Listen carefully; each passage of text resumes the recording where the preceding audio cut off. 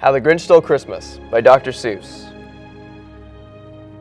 Every Who down in Whoville liked Christmas a lot, but the Grinch, who lived just north of Whoville, did not. The Grinch hated Christmas, the whole Christmas season. Now, please don't ask why. No one quite knows the reason. It could be his head wasn't screwed on just right. It could be, perhaps, his shoes were too tight.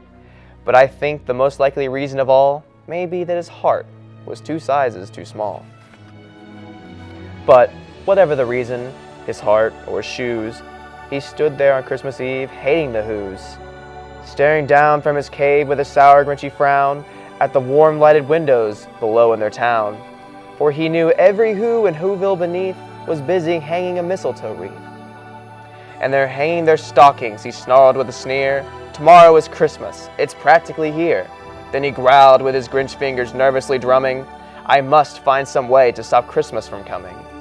For tomorrow he knew all the Who girls and all the Who boys would wake up bright and early and they'd rush to their toys. And then, oh, the noise, noise, noise.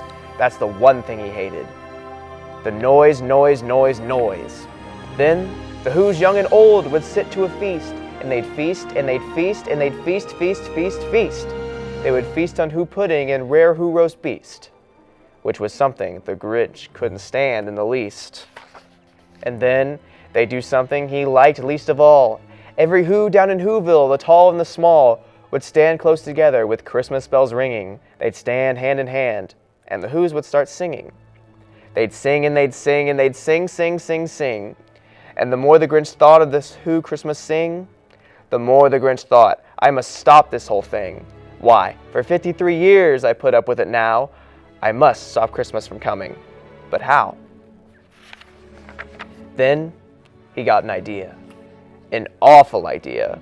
The Grinch got a wonderful, awful idea. I know just what to do, the Grinch laughed in his throat, and he made a quick Santa Claus hat and a coat. And he chuckled and clucked, what a great Grinchy trick. With this coat and this hat, I look just like St. Nick. All I need is reindeer. The Grinch looked around, but since reindeer are scarce, there were none to be found. Did that stop the old Grinch? No, the Grinch simply said, if I could find a reindeer, I'll make one instead. So he called his dog Max.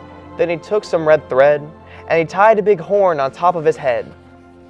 Then he loaded some bags and an old empty sack on a ramshackle sleigh, and he hitched up old Max. Then the Grinch said, giddy up! And the sleigh started down towards the home where the Whos lay a snooze in their town. All their windows were dark, quiet snow filled the air. All the Whos were all dreaming sweet dreams without a care. When he came to the first little house on the square, this is stop number 1, the old Grinch hissed. And he climbed in the roof, empty bags in his fists. Then he slid down the chimney, a rather tight pinch, but if Santa could do it, so could the Grinch. He got stuck only once, for a moment or two. Then he stuck his head out of the fireplace flue, where the little Who stockings hung all in a row. These stockings, he grinned, are the first things to go. Then he slithered and slunk, with a smile most unpleasant, around the whole room, and he took every present. Pop guns and bicycles, roller skates and drums, checkerboards, tricycles, popcorn and plums, and he stuffed them in bags. Then the Grinch, very nimbly, stuffed all the bags, one by one, up the chimbley. Then he slucked to the icebox. He took the Who's feast. He took the Who pudding. He took the roast beast.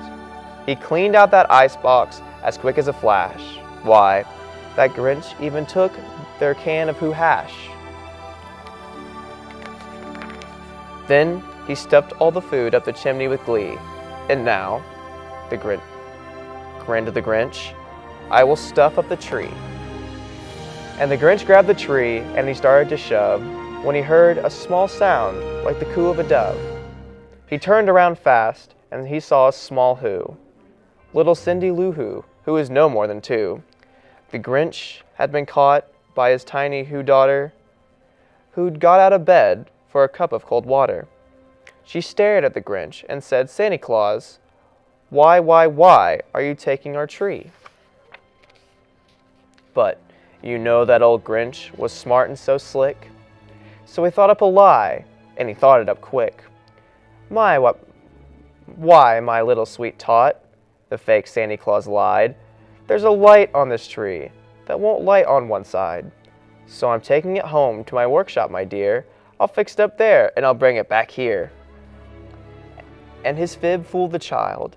Then he patted her head, and he got her a drink, and he sent her to bed. And when Cindy Lou Who went to bed with her cup, he went to the chimney and stuffed the tree up. Then the last thing he took was a log for their fire. When he went up the chimney himself, the old liar, on their walls he left nothing but hooks and some wire. And the one speck of food that was left in the house was a crumb that was too small for a mouse. Then he did the same thing to the other Whos, leaving crumbs much too small for the other Who mouses.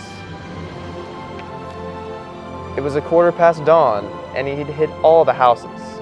All the Whos still abed, all the Whos still a snooze. When he packed up his sled, packed it up their presents, the ribbons, the wrappings, the tags, and the tinsel trimmings and the trappings. 3,000 feet up on the side of Mount Crumpet, he rode with his load to the tip-top to dump it. Pooh-pooh to the Whos, he was grinchily humming. They're finding out now that no Christmas is coming. They're just waking up. I know just what they'll do. Their mouths will hang open for a minute or two. Then the Whos down in Whoville will cry boo-hoo. That's a noise, grinned the Grinch, I simply must hear. So he paused, and the Grinch put his hand to his ear. And he did hear a sound rising over the snow. It started in low, then started to grow. But the sound wasn't sad. Why, the sound was merry. It couldn't be so, but it was merry, very. He started down at Whoville, the Grinch popped his eyes, then they shook when he saw a shocking surprise. Every Who down in Whoville, the tall and the small, was singing, without any presents at all. He hadn't stopped Christmas from coming, it came. Somehow or other, it came just the same. And the Grinch, with his Grinch feet ice cold in the snow, stood puzzling. How could this be so? It came without ribbons, it came without tags, it came without packages, boxes, or bags. And he puzzled 3 hours, till his puzzler was sore. Then the Grinch thought of something he hadn't before. Maybe Christmas, he thought, doesn't come from a store. Christmas, perhaps, means a little bit more. And what happened then? Well, in Whoville they say that the Grinch's small heart grew 3 sizes that day. And the minute his heart didn't feel quite so tight, he whizzed with his load through the bright, crisp morning light. And he brought back the toys and the food and the feast. And he himself, the Grinch, carved the roast beast.